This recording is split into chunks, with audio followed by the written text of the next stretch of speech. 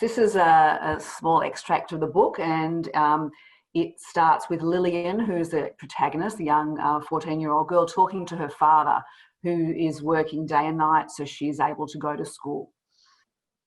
There were no stories that night. Her father was too tired, so Afia kept the children spellbound with a story she'd heard on the radio. Lillian slipped from the knot of wide-eyed children to follow her father to their hut. Feel like a story? She held up a book. If you were reading it, he sat on his bed and shifted over for her. She read the first chapter of Robinson Crusoe without stumbling, hoping her father might step into the story with her.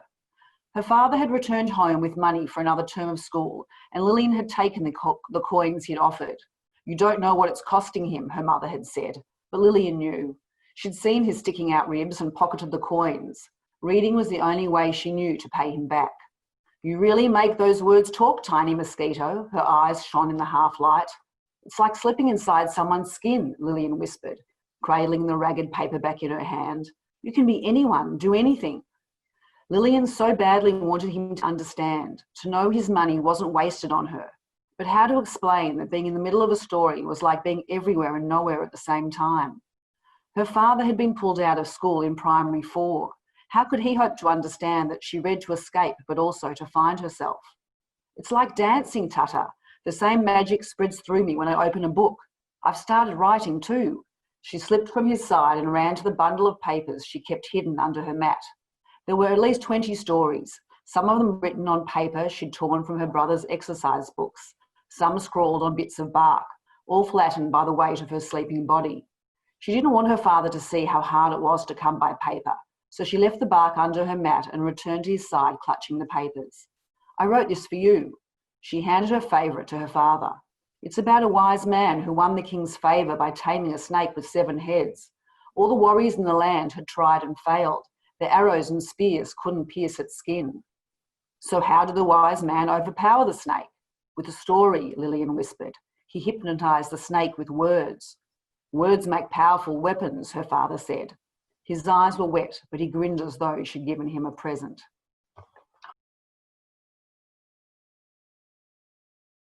I've written 3 books set in Auschwitz, really drawing on my dad's story and the story of all the survivors I'd grown up with. And I really wanted to write something new, something wholly outside my experience. It was around 2014, and around the time Malala Yousafzai was shot in the head for daring to go to school, around the time that Boko Haram kidnapped 200 Nigerian schoolgirls. And that kidnapping really terrified me, and I wanted to do something. I wanted to help not just those girls, but the millions of girls I later learned from my research who are being denied education all across the globe. So I knew that the only way I could help was with words. You know, as writers, that's what we do. So I pitched an idea to my publisher, a story set in modern day Uganda about a poor Ugandan girl struggling to get an education. And I got a contract. That wasn't the hard part. The hard part was trying to work out how, as a middle-aged, middle-class, white, Jewish, Australian woman, I could do that authentically, and should I even be trying to? I knew I had to, because I thought, you know, if I just keep writing from my own experience, I'm not going to learn anything. I'm certainly not going to change anything. And so, you know, totally by chance, a friend of mine had been in touch with a Ugandan girl who was visiting Melbourne, and she set me up with her, and I drove out, I think it was to Rowville. And as soon as, you know, we spent about 4 hours together. As soon as she told me her story about growing up and struggling to stay in school and avoid being married off, I knew I had the heart of my next book.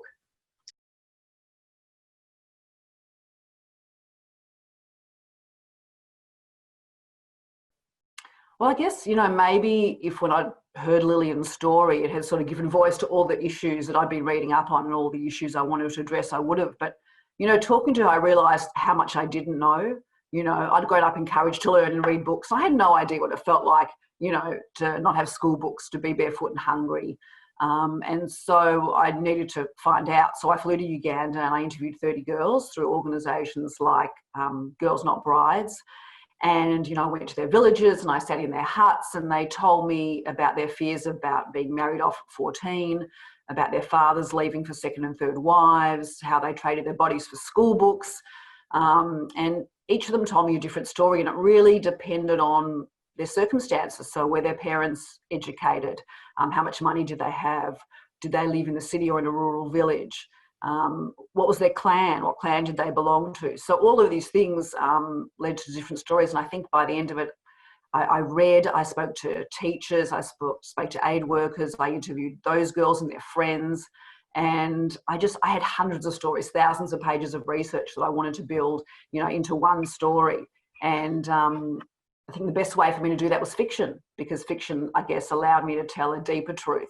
And I've got to say that although it was fictionalised, it was really important for me, like with my Holocaust books, to get the details right. So I engaged one of the girls I met on my first day in Kampala. Her name was Namukasa. I engaged her to be my expert reader, my editor. She read the manuscript maybe 3 times.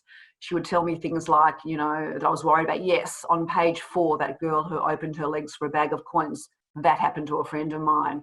Or she'd say, no, Lillian, my main protagonist, Lillian would never speak to her mother like that. This is how you address an elder.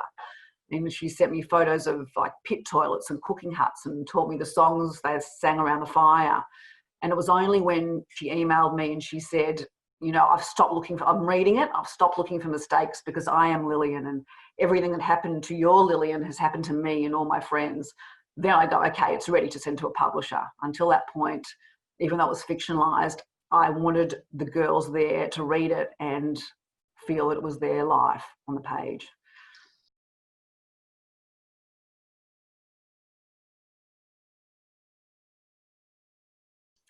So the names that I use just reflected reality. So in Africa, a lot of the mothers and fathers choose the name according to its meaning, and it's often aspirational. So Murembe means peace, or I think it's Kobushaka means good, easy to look at, easy on the eye.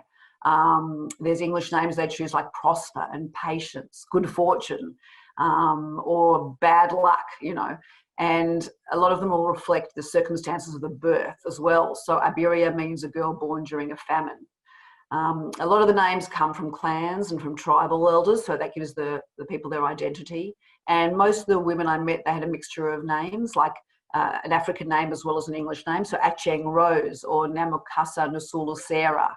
So they'll combine both names. And the way I got character's name was I used a lot of the names of the people that I met. I swapped first names and last names so they couldn't be identified. I poured through Ugandan baby names, most popular Ugandan baby names. And I looked through class lists because I went to a lot of schools. And so I asked if I could see the class lists, and I got an idea of what were authentic sort of names.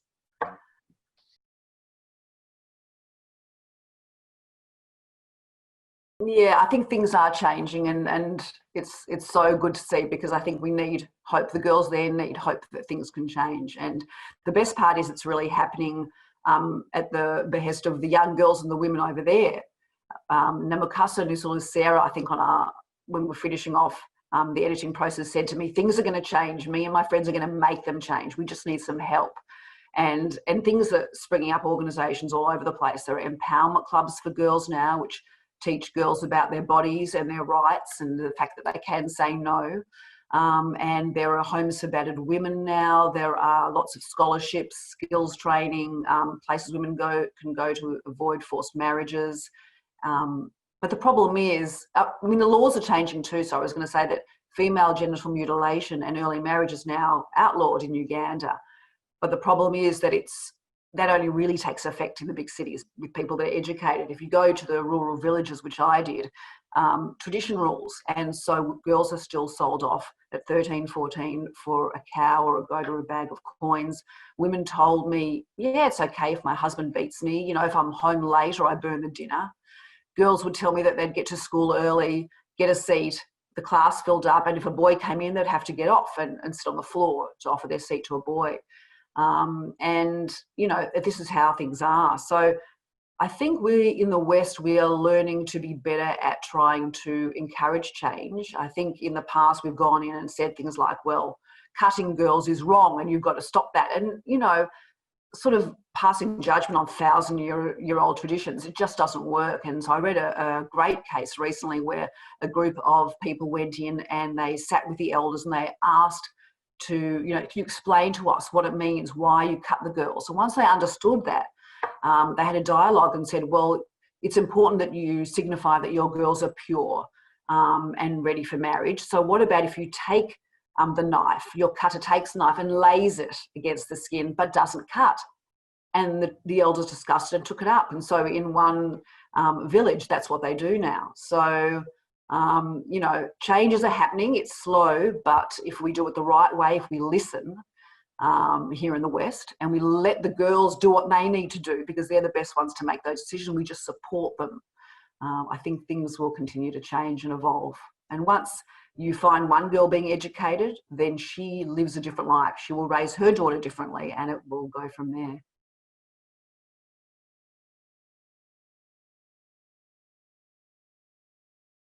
I hope so. It was kind of my point.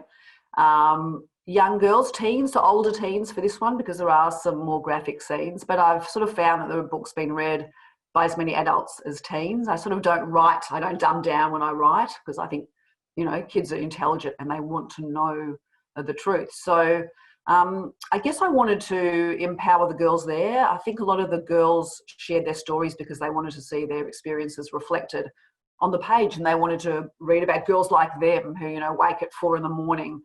to go to the well to gather the water, pull the breakfast from the ground, feed their families, and then walk an hour to school, you know. And so I really wanted to reflect for them their incredible determination to learn and their strength, because it wasn't just about sad stories. The girls were absolutely awe-inspiring. They inspired me. So it was about showing them that they have the power, but it was also about getting, I think, girls here to really appreciate what they've got in terms of their education, and to really, you know, take advantage of that, but also practically to reach into their pockets and do something, because that was sort of the point of writing it, to help affect change. So whether it's, you know, getting money and contributing to organisations who protect girls from early marriage or give them, you know, schooling, or whether they just stand up against gender inequality where they see it in, you know, in Australia. So I guess it was a bit of both. And I think it's not about speaking for the girls who don't have a voice. It's a really important distinction. It's about changing the systems that are silencing them. And that's what I hope I'm doing. I don't know, time will tell.